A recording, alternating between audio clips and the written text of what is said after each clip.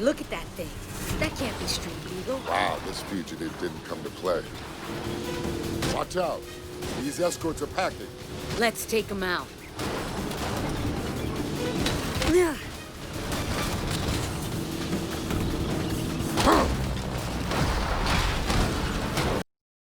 Fast and Furious Crossroads is a bad game. It's a bad game in terms of its overall presentation, storytelling, and gameplay. It's a bad game with a number of questionable design decisions and performance problems. It's a cash grab for sure, but also one that doesn't cater to either spectrum of the franchise that it's attempting to leverage. The real question isn't whether anyone expected this to be good in the first place, but rather how much it epitomizes the phrase, death by 1,000 cuts. The story begins with Dominic Toretto and Letty Ortiz tracking down a lead that could provide clues to a potential terrorist attack. This leads to the discovery of an ancient band of highway robbers whose name means crossroads. And before you can say that's the name of the game, you're whisked off to Barcelona and placed in control of Vienna. Obviously, Vienna and her friend Cameron eventually team with Dom and Letty on their journey to take down the leader or figurehead. Hold on. The two of you are working for Interpol? How is this even possible? We're doing someone a favor. A favor? For who? Nobody you know. The number of logic jumps the plot makes, both in terms of character motivation and contrivance, is fairly extensive, and that's saying something considering the films that it's based on. Oddly enough, for a game that's marketed so much on the appeal of Vin Diesel, there's not a lot of him on screen. Instead, you'll alternate between the other cast members, mostly Vienna and Cameron.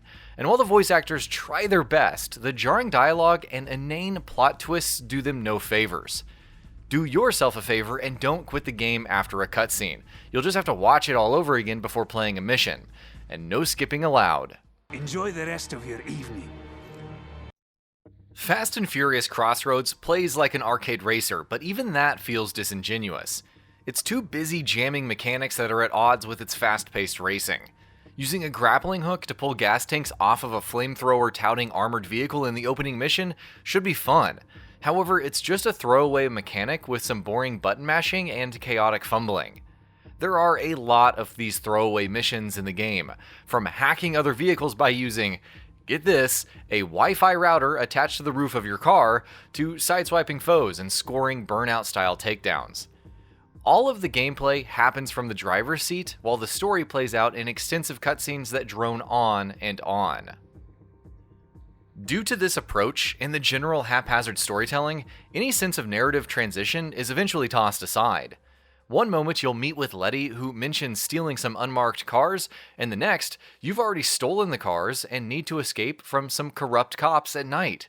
One mission has you speeding down a highway, conducting a heist that makes Need for Speed Payback look like Ocean's 11.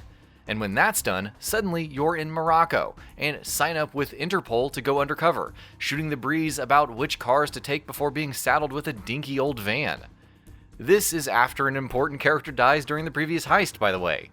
Who could possibly care about anything that happens in this story? Coming back to gameplay, it feels responsive enough during actual races, even if the track design is far from ideal. Slightly Mad Studios' racing chops shine when it comes to that sensation of speed, especially when hitting the NOS or drifting past corners. Handling also feels decent at times, though this is diminished by the ridiculous physics. Instead of realistic damage, there's a health bar, and as long as you're in the green, you can ram through as many cars on the road as you want. Said cars go flying with the slightest nudge and only marginally hinder your vehicle. Unless the game explicitly says so, there's no consequence to driving recklessly. It's less exciting than it sounds, much like everything else in this game, and so narratively dissonant that it hurts. Mission variety further kills your enthusiasm in that regard. Many times you're tasked with driving to a point and watching a cutscene play out, or maybe 3 points, followed by 3 cutscenes. During another, you're tasked with slowly pursuing another vehicle without alerting them, or driving sanely so that your passenger doesn't get paranoid. Because when I play Fast and Furious games, the first thing that comes to mind is following the rules. Then again, breaking the rules doesn't matter outside of failing whatever the current objective is, or the mission design just being poor in general. You just can't win, no matter what the scenario has to offer. Tracks also feel overly restrictive.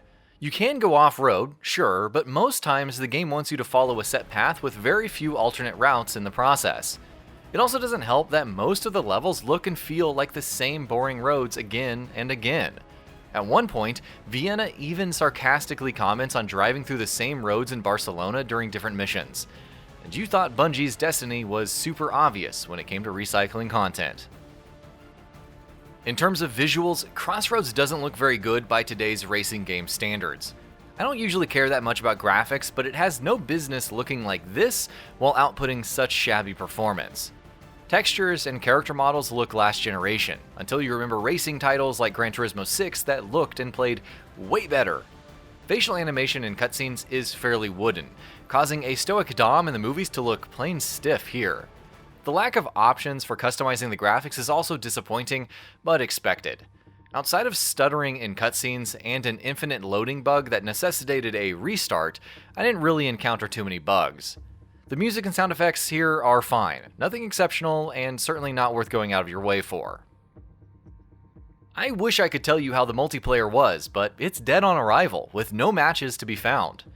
Good thing that a lot of the extra content isn't locked behind ranking up in multiplayer. Oh, wait. Fast and Furious Crossroads is still a bad game, one that's both painfully long and insultingly short. It's a game that fails to fulfill the action-adventure premise of current films, with much success thanks to boring objectives and lackluster mission design. The very brief sequences that it embraces the street racing of the first few films can be fun, but even those are let down by poor track design and performance. They want to play with fire? Then let's turn up the heat.